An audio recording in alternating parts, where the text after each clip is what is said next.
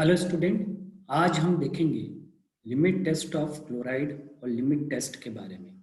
इस पूरे वीडियो में हम ये सीखेंगे कि लिमिट टेस्ट क्या होता है और लिमिट टेस्ट ऑफ क्लोराइड को हम कैसे परफॉर्म करते हैं। तो सबसे पहले हम देख लेते हैं कि लिमिट टेस्ट होता क्या है।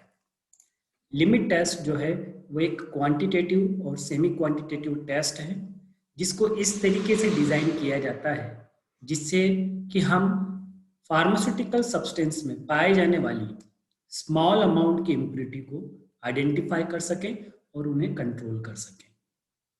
यहाँ पे दो शब्द और आए हैं, क्वांटिटेटिव और सेमी क्वांटिटेटिव। क्वांटिटेटिव का मतलब ये कि जो भी हमें टेस्ट मिलेगा वो हमें एक डिजिट फॉर्म में मिलेगा। ठीक है, जैसे कि हमारा रिजल्ट जो हमको मिलता है वो एक डिजिट फॉर्म में मिलता है। क्वालिटेटिव इससे जुड़ा हुआ और टर्म है, जिसका मतलब ये होता है कि हमें कोई डिजिट फॉर्म नहीं मिलेगा, हमें सिर्फ ये पता चलेगा कि वो क्या है, वो कितना है, वो हमको क्वांटिटेटिव टेस्ट में पता चलता है। तो कोई भी सब्सटेंस क्या है वो हम क्वालिटेटिव टेस्ट से पता लगाते हैं, और वो कितना है उसके लिए हम क्वांटिटेटिव टेस्ट करते हैं। यहाँ पे एक और शब्द है, वो है semi quantitative test. Semi quantitative test का मतलब ये कि हमको कोई भी रिजल्ट क्वांटिटेटिव में एग्जैक्ट क्वांटिटी नहीं मिलेगी, हमको उसके एब्सोल्यूट फिगर्स नहीं मिलेंगे। तो लिमिट टेस्ट में हमको कभी कभी एब्सोल्यूट फिगर्स नहीं मिलते, हम जब लैब में परफॉर्म करते हैं तो भी हमको एब्सोल्यूट फिगर्स नहीं मिलते हैं। तो सेमी क्वांटिटेटिव टेस्ट का मतलब हुआ कि जैसे हम लिमिट टेस्ट जब भी परफॉर्म करते हैं लेबोरेटरी लेवल पे, तो उसमें हमको जो रिजल्ट्स मिलते हैं उन्हें हम बाय विजुअल एक्सप्रेशन टेस्ट कर देख के बताते हैं, विजुअली देख के बताते हैं कि ये लिमिट टेस्ट पास हुआ है या फेल हुआ है। ठीक है, तो इसको हम सेमी क्वांटिटेटिव टेस्ट बोलते हैं। कोई भी लिमिट टेस्ट जो है वो दो बेसिक पैरामीटर पे डिपेंड होता है, पहला है स्पेसिफिसिटी और दूसरा है सेंसिटिविटी। स्पेसिफिसिटी का मतलब ये हुआ कि लिमिट टेस्ट जो है वो जिस पर्टिकुलर इम्प्योरिटी को आइडेंटिफाई और कंट्रोल करने के लिए डिजाइन किया गया है, सिर्फ उसी के साथ वो रिएक्शन करके अपना रिजल्ट दे। फॉर एग्जाम्पल कि जैसे कि हमने लिमिट टेस्ट ऑफ क्लोराइड को डिजाइन किया है, तो इसमें जो रिजल्ट हमको मिलना चाहिए वो सिर्फ क्लोराइड इम्प्योरिटी का ही मिलना चाहिए। सेंसिटिविटी का मतलब क्या हुआ? सेंसिटिविटी का मतलब ये है कि हमारे सैंपल में अगर बहुत कम मात्रा में भी इम्प्योरिटी प्रेजेंट है तो भी हमारा टेस्ट उसको आइडेंटिफाई कर पाए, ऐसा हम टेस्ट हमको डिजाइन करना होता है। ये सेंसिटिविटी कभी कभी कुछ दूसरी चीजों पे भी डिपेंड करती है, जैसे कि concentration of solute, duration of reaction, temperature, nature and concentration of other substances also. अब यहाँ पे एक लाइन लिखी हुई है कि negative results do not necessarily mean the complete absence of impurity. अगर किसी लिमिट टेस्ट का रिजल्ट नेगेटिव आता है तो इसका मतलब ये नहीं है कि उसमें पूरी तरह से इम्प्योरिटी खत्म है। इसका मतलब सिर्फ ये है कि उसमें जो इम्प्योरिटी है वो एक प्रिस्क्राइब्ड लिमिट के अंतर्गत है, इससे ना वो ज्यादा है। अगर वो ज्यादा होती तो हमारा रिजल्ट जो है वो गलत हो जाता। तो negative results does not mean कि does not means the complete absence of impurity, इसलिए हम उसको कंप्लीट एब्सेंस ऑफ इम्प्योरिटी नहीं मान सकते। इस पूरे लिमिट टेस्ट में सिर्फ ऐसा ही होगा कि हमको एक लिमिट पता चल जाएगी कि हमारे सब्सटेंस में किसी इम्प्योरिटी की क्वांटिटी कम है या ज़्यादा है।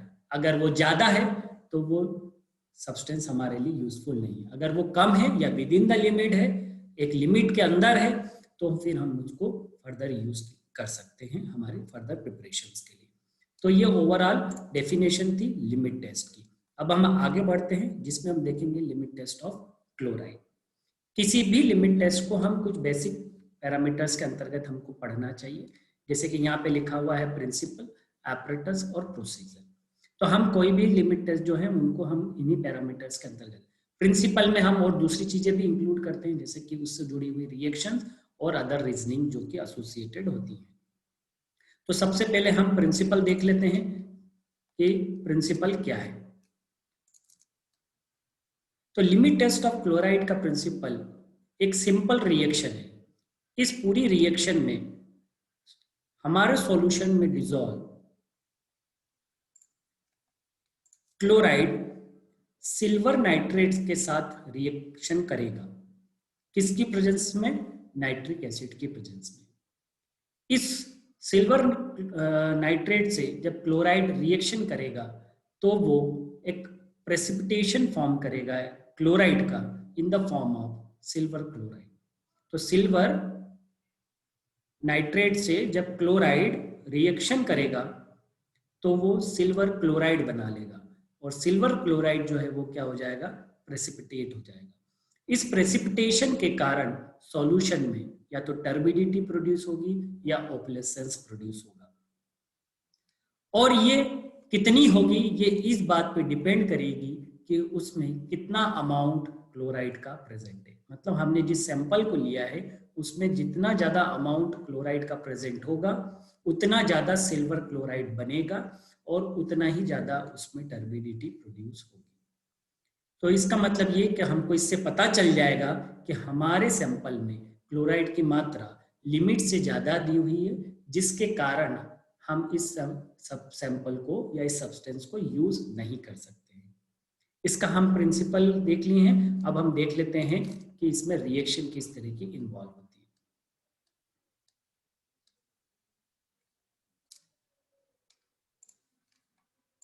तो यहाँ पे हम देखते हैं कि अगर मान लीजिए कि क्लोराइड की इम्प्यूरिटी बहुत कम मात्रा में हमारे सैंपल में प्रेजेंट है तो सिल्वर क्लोराइड जो कि प्रेसिपिटेट हो रहा है वो एक ओपलेसेंस की तरह प्रोड्यूस होगा। ओपलेसेंस क्या होता है और टर्बिडिटी में थोड़ा में बहुत ज्यादा माइन्यूट सा अंतर है, दोनों में क्या अंतर होता है वो हम लास्ट में देखेंगे, जिसको हम बोल सकते हैं सेमी ट्रांसलूसेंट व्हाइट। ओपलेसेंस का मतलब होता है सेमी ट्रांसलूसेंट व्हाइट जो कि प्रेसिपिटेट नहीं होता। रिएक्शन क्या है कि हम जो भी सैंपल हम लेंगे उसमें सॉल्युबल क्लोराइड होगा, वो क्लोराइड जो प्रेजेंट होगा वो सॉल्युबल फॉर्म में होगा और सॉल्युबल फॉर्म में ही हमारा सिल्वर नाइट्रेट होगा।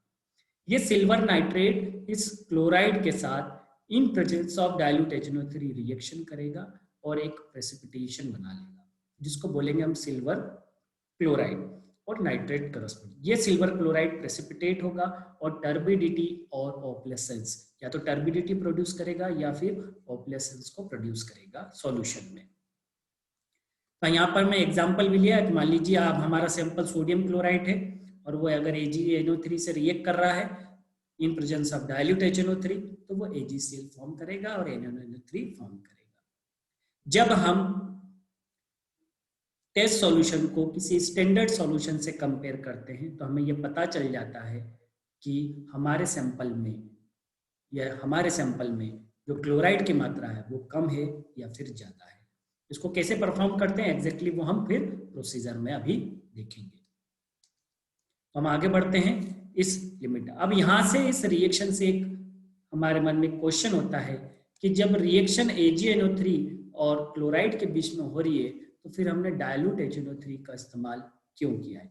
इसी का आंसर हम आगे देखते हैं। तो डाइल्यूट HNO3 क्यों यूज किया गया या डाइल्यूट नाइट्रिक एसिड का इस्तेमाल क्यों किया गया? It is added to prevent the precipitation of other acid radical. कुछ और एसिड रेडिकल जो कि सिल्वर नाइट्रेट के साथ रिएक्शन करके फॉल्स प्रेसिपिटेशन बना सकते हो उनको प्रिवेंट करने के लिए हमने यहाँ पे HNO3 डाइल्यूट HNO3 का इस्तेमाल किया। डाइल्यूट HNO3 क्या करेगा, जो अदर एसिड रेडिकल से उनके साथ रिएक्शन कर लेगा जिसके कारण वो HNO3 के साथ जो है वो ज्यादा से ज्यादा सॉल्यूशन में फ्री फॉर्म में प्रेजेंट होगा और वो ज्यादा से ज्यादा क्लोराइड के साथ रिएक्ट कर पाएगा जिसके कारण ज्यादा से ज्यादा हमको सही रिजल्ट्स मिल पाएंगे। इसके साथ साथ नाइट्रिक एसिड जो है वो एक कॉमन आयन इफेक्ट की तरह भी वर्क करता है। कॉमन आयन इफेक्ट को समझाने के लिए मैंने यहाँ पे एक रिएक्शन लिखी है कि जो AgNO3 है वो जब आयोनाइज होगा तो वो सिल्वर और नाइट्रेट फॉर्म में आयोनाइज होगा।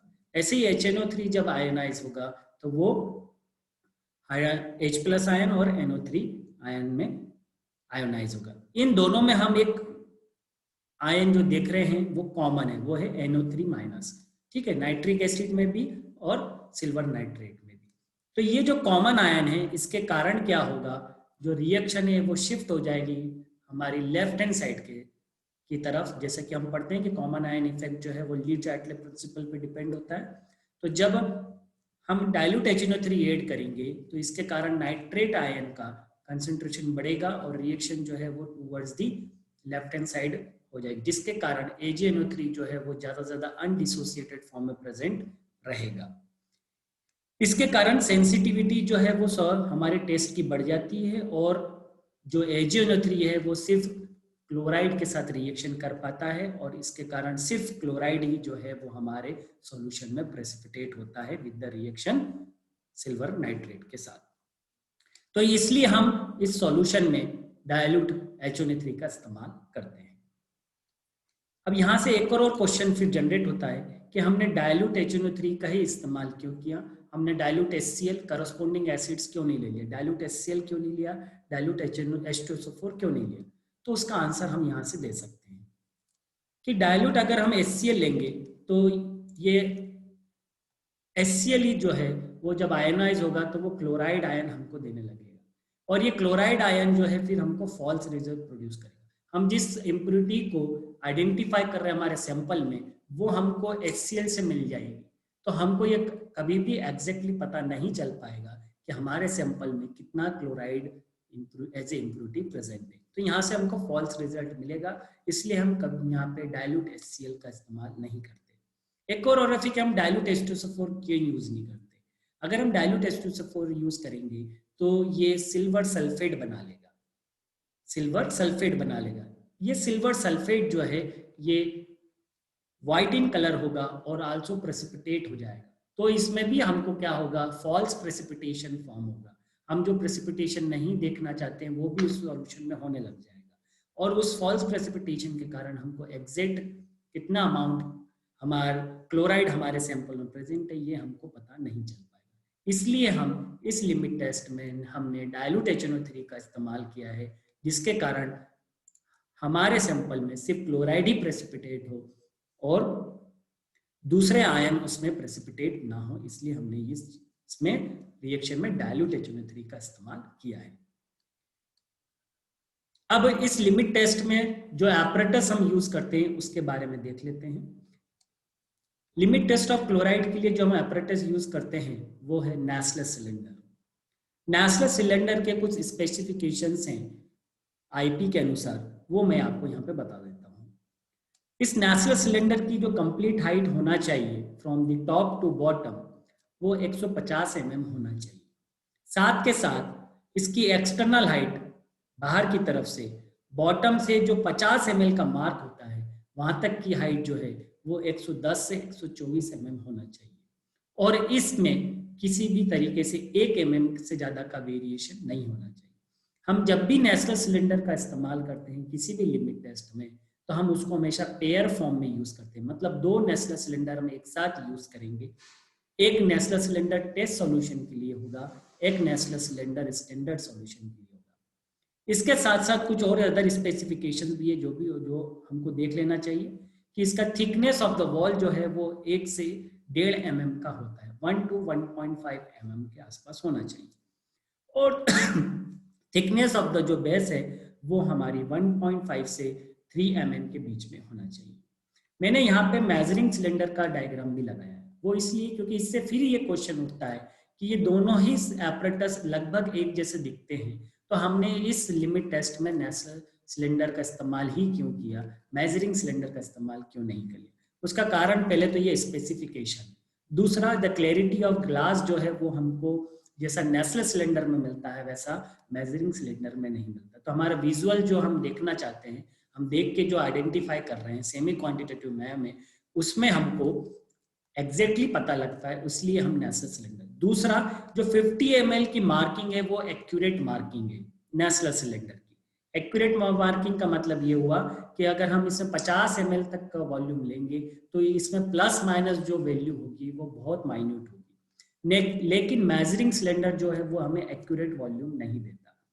तो अगर हम इसमें 50 ml की तक की का वो लेंगे तो हमारा जो वॉल्यूम होगा उसका जो प्लस माइनस का मार्जिन होगा वो काफी ज्यादा होगा, तो हम एग्जैक्ट 50 ml वॉल्यूम मेकअप नहीं कर पाएंगे मेजरिंग सिलेंडर को यूज करके। इसलिए हम लिमिट टेस्ट के लिए मेजरिंग सिलेंडर का इस्तेमाल नहीं करते, इसकी बजाय हम नेस्ले सिलेंडर का इस्तेमाल करते हैं। तो ये कुछ स्पेसिफिकेशंस थे और कुछ रीजनिंग थी कि हमने नेशनल सिलेंडर का इस्तेमाल क्यों किया लिमिट टेस्ट क्लोराइड को परफॉर्म करने के लिए। और जो आया हमको कुछ स्पेसिफिकेशन अकॉर्डिंग टू आईपी याद रखने हैं वो हमको इसमें से मिल जाते हैं। हम आगे बढ़ते हैं। अब हम देखते हैं कि प्रोसीजर। तो मैंने आपको शुरू में ही बताया था कि हम दो लिमिट टेस्ट, हम दो नेशनल सिलेंडर एक साथ यूज करते हैं। एक नेशनल सिलेंडर पे हम लिख देंगे टेस्ट और एक नेशनल सिलेंडर पे हम लिख देंगे स्टैंडर्ड सॉल्यूशन। तो दो नेशनल सिलेंडर में एक पे हम लेवल लगा देंगे टेस्ट का और एक पे हम लेवल लगा देंगे स्टैंडर्ड का। अब फिर हमको उनमें क्या क्या करना है वो हम इस टेबल के अनुसार करते चलेंगे। टेस्ट वाले नेशनल सिलेंडर में हम हमारे सैंपल को डिसॉल्व करेंगे किसी सफिशिएंट वाटर में 10 ml में और उसे ट्रांसफर कर देंगे टेस्ट। या फिर जैसा कि आईपी में किसी पर्टिकुलर इंडिविजुअल मोनोग्राफ में कोई प्रिपरेशन दी गई हो क्लोराइड लिमिट टेस्ट के लिए सैंपल बनाने की, हम उस सॉल्यूशन को वैसा बनाएंगे और उसे नेशनल सिलेंडर में ट्रांसफर कर देंगे। ऐसा का ऐसा हम स्टैंडर्ड सॉल्यूशन वाले नेशनल सिलेंडर में भी करेंगे जिसपे हमने स्टैंडर्ड वाला लेवल लगाया था दो नेशनल सिलेंडर में से। उसमें हम 10 ml सोडियम क्लोराइड का स्टैंडर्ड सॉल्यूशन लेंगे जिसकी 25 ppm स्ट्रेंथ होगी और उसमें 5 ml वाटर लेके हम उसे ट्रांसफर कर देंगे नेशनल सिलेंडर में। तो दोनों नेशनल सिलेंडर में एक में हमारे इसमें सैंपल जो है उसका सॉल्यूशन होगा, एक नेशनल सिलेंडर में स्टैंडर्ड सोडियम क्लोराइड का सॉल्यूशन होगा। इसके बाद हम टेस्ट वाले सॉल्यूशन में 10 ml डाइल्यूट HNO3 का सॉल्यूशन डालेंगे। ऐसे स्टैंडर्ड में भी हम 10 ml डाइल्यूट HNO3 का सॉल्यूशन डालेंगे। इसके बाद हम उसको डाइल्यूट कर लेंगे वाटर से 50 ml के मार्क तक और स्टैंडर्ड में भी हम उसे डाइल्यूट कर लेंगे 50 ml तक के मार्क तक। इसके बाद हम उसमें 1 ml 0.1 मोलर सिल्वर नाइट्रेट का सॉल्यूशन ऐड करेंगे और स्टैंडर्ड में भी हम 1 ml 0.1 मोलर सिल्वर नाइट्रेट का सॉल्यूशन ऐड कर देंगे। दोनों सॉल्यूशन को ऐड करने के बाद हम अलग अलग ग्लास रॉड से उन्हें स्टीयर करेंगे, ठीक है, और स्टैंड कर देंगे 5 मिनट के लिए और प्रोटेक्टेड फ्रॉम द लाइट करना है। लाइट से हम प्रोटेक्शन इसलिए करते हैं क्योंकि सिल्वर नाइट्रेट जो है वो ऑटो ऑक्सीडेशन में चला जाता है। तो सिल्वर नाइट्रेट को इसलिए हमने लास्ट में भी डाला है, ठीक है, और इसलिए हमारे दोनों नेशनल सिलेंडर को हमको लाइट से प्रोटेक्ट करना होता है। इसके बाद हम दोनों नेशनल सिलेंडर को किसी डार्क बैकग्राउंड के अगेंस्ट रखेंगे और उन दोनों सॉल्यूशन के कलर को कंपेयर करेंगे। कुछ इस तरीके से आपको दिखेगा।